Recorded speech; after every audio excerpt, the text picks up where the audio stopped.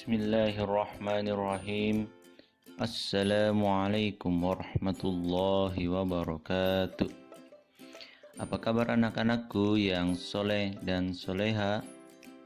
Semoga kalian semua dalam keadaan sehat dan selalu berada dalam lindungan Allah Subhanahu wa Ta'ala.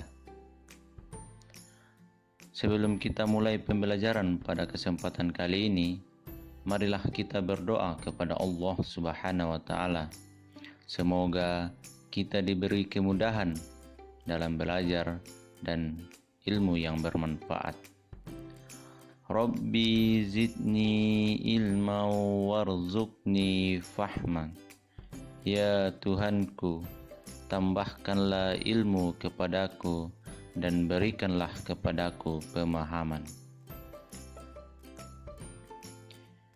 Anak-anakku, dalam video pembelajaran kali ini kita akan membahas tema tentang salat kewajibanku dengan subtema inti ibadah salat. Salat merupakan rukun Islam yang kedua, di mana rukun Islam ibarat sebuah bangunan. Syahadat sebagai pondasi bangunan, salat sebagai tiangnya, zakat sebagai atapnya, puasa sebagai dindingnya, dan haji sebagai isi dari bangunan tersebut. Jadi, kalau bangunan atau rumah tidak ada tiangnya, maka rumah itu pasti akan roboh, bahkan tidak akan pernah berdiri. Barang siapa yang menegakkan salat, berarti dia telah menegakkan agama Allah. Dan barang siapa yang meninggalkan salat, maka berarti dia telah meruntuhkan agama Allah. Nah, berikut pengertian salat. Salat menurut bahasa artinya adalah doa. Salat menurut istilah adalah serangkaian ucapan atau gerakan tertentu yang diawali dengan takbiratul ihram dan diakhiri dengan salam. Salat disebut juga dengan doa. Mengapa? Karena hampir dalam bacaan-bacaan salat merupakan doa-doa yang kita panjatkan kepada Allah Subhanahu wa Ta'ala. Salat dilaksanakan untuk membuktikan pengabdian diri kita kepada Allah Subhanahu wa Ta'ala. Kita sebagai seorang hamba harus mengabdi kepada Tuhannya.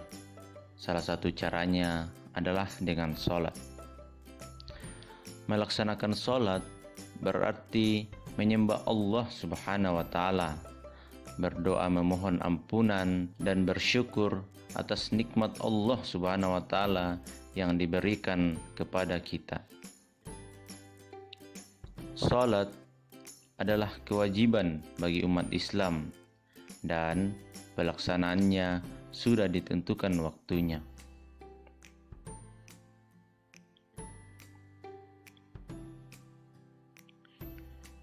Salat yang wajib ada 5 waktu dan jumlah rakaatnya ada 17.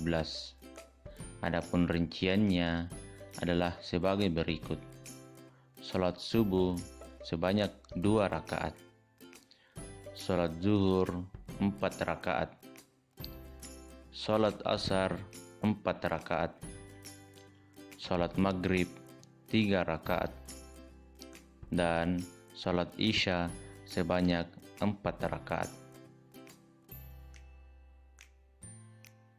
Nah, adapun waktu pelaksanaan pada masing-masing salat tersebut, yaitu yang pertama adalah salat subuh. Waktu salat subuh yaitu mulai terbitnya fajar shidik sampai dengan terbitnya matahari. Yang kedua, waktu sholat zuhur, yaitu apabila matahari telah condong ke barat dan berakhir apabila bayangan seseorang lebih panjang dari tingginya. Selanjutnya adalah waktu sholat asar, yaitu apabila bayangan seseorang lebih panjang tingginya dan berakhir apabila matahari terbenam atau munculnya mega merah atau awan berwarna merah. Selanjutnya, waktu sholat maghrib, yaitu mulai terbenamnya matahari atau munculnya mega merah dan berakhir apabila mega merah sudah hilang atau munculnya mega putih. Dan yang terakhir adalah sholat isya. Adapun waktunya yaitu mulai hilangnya mega merah atau munculnya mega putih dan berakhir sampai terbitnya fajar shidik.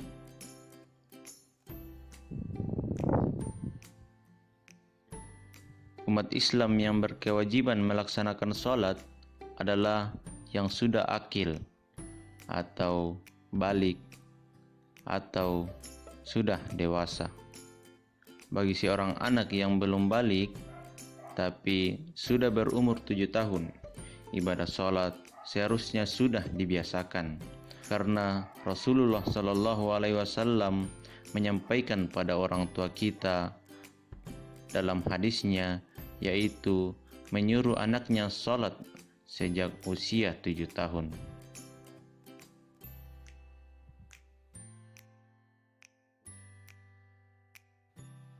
Sholat merupakan ibadah yang pertama kali akan dihisab atau dihitung pada hari kiamat. Apabila sholat kita baik, maka semua amal ibadah kita insya Allah baik. Adapun sebaliknya, apabila sholat kita jelek, maka semua amal ibadah kita pun akan jelek.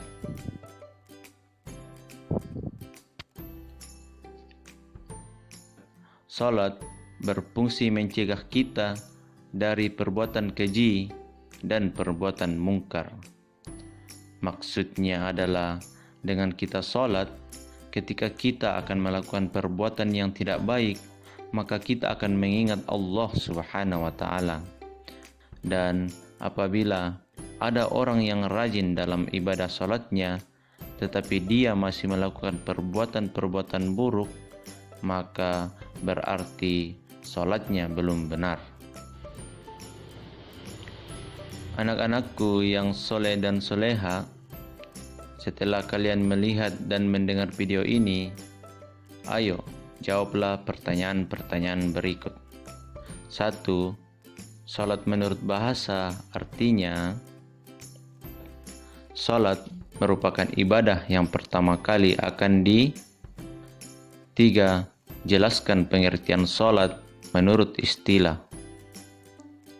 4. Kapan waktu yang tepat untuk melaksanakan sholat subuh? Jelaskan. Dan yang terakhir, sebutkan macam-macam sholat fardu dan jumlah rakaatnya.